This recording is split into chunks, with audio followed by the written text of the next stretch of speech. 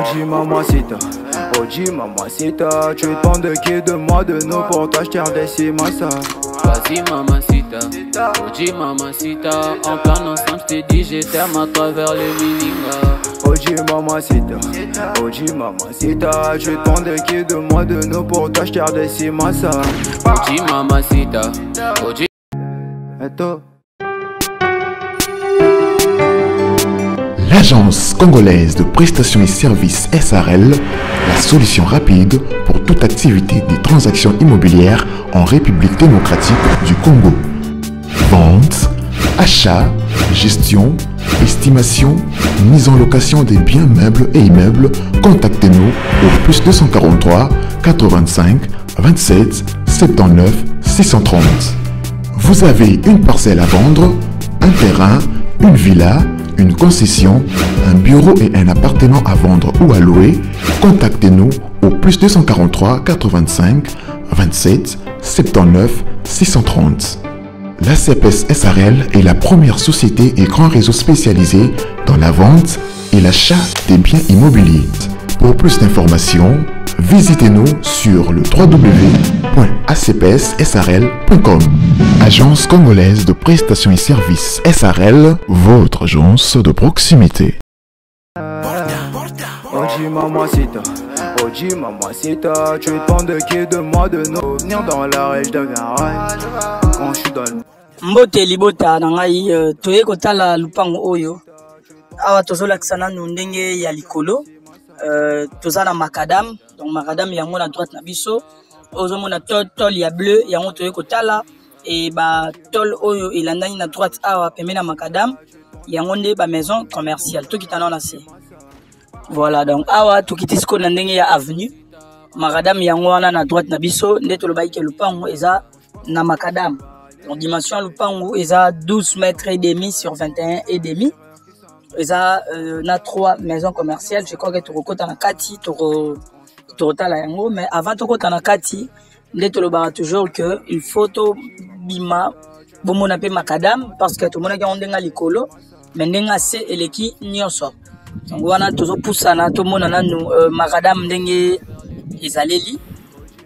Donc voilà, mon ami tout kezoleka dans ton quartier moro très bien alimenté courant kitoko mai kitoko pona ba o ba ebité awa toza na commune ya Ngaliema. Dans la commune ya Ngaliema na quartier Mama Emo.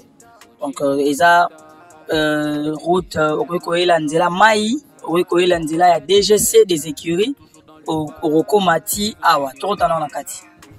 Voilà, donc awa tokotisko na kati tolakisi libanda tolakisi macadam Kotisko na kati ya lupango yango. Donc biso tomoni ndako neza propre o tolobaki 3 maisons commerciales yango yo. Donc ba maison commerciale ya yango wana moko mibale za la porte ya secours na kati ya lupango. Lupango yango eza très propre, très classe. Nde tolobaki eza 12 mètres et demi fois 21 et demi. Donc eza vraiment très propre. Bomoni ndako eza na ba faïence, parking ya munene. 3 maisons commerciales yango mupandi wana siko to lukato découvrir banda ko eza liboso na biso eza ndenge nini ya liboso yango awa eza liboso na biso et puis ya mibale yango bomoni porte o ekoti na gauche eza na gauche porte eza en face na biso eza toilette visiteur et puis porte o ekoti na gauche na biso awa nde yango to redécouvrir eza na appartement moko ya une chambre salon eza awa. Voilà, ozomona porte wana ya o eza en face na biso wana porte à cuisine et na droite na yango toza na porte ya salon pour na appartement ya une chambre salon. Donc ils ont na deux appartements ya une chambre salon o toza liboso nango awa yango yo o eza liboso na biso et puis o to lakisaki na ebandeli o eza en face aérozo kota na lupango wana eza appartement ya 2 chambres salon cuisine 2 salles de bain. Donc netolobaki revenu mensuel pona ba tous les 2 appartements na 3 maisons commerciales au exam pandi et bimsara $850 tokotana na kati bandako.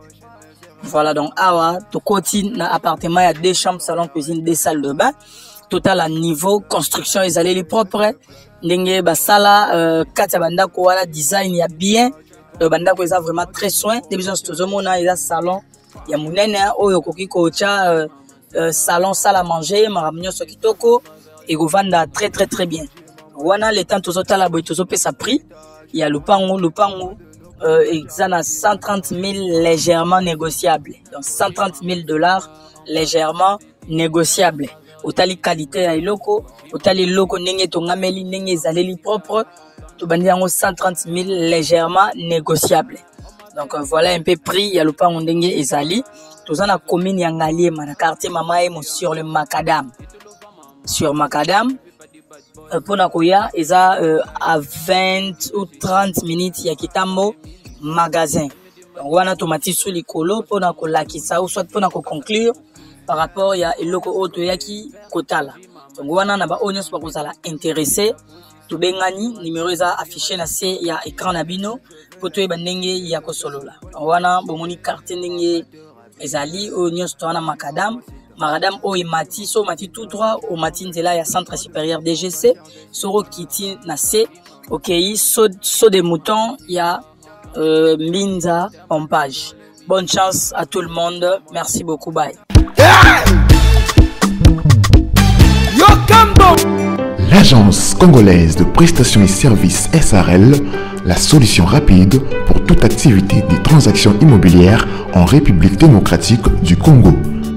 Vente, achat, gestion, estimation, mise en location des biens meubles et immeubles, contactez-nous au +243 85 27 79 630.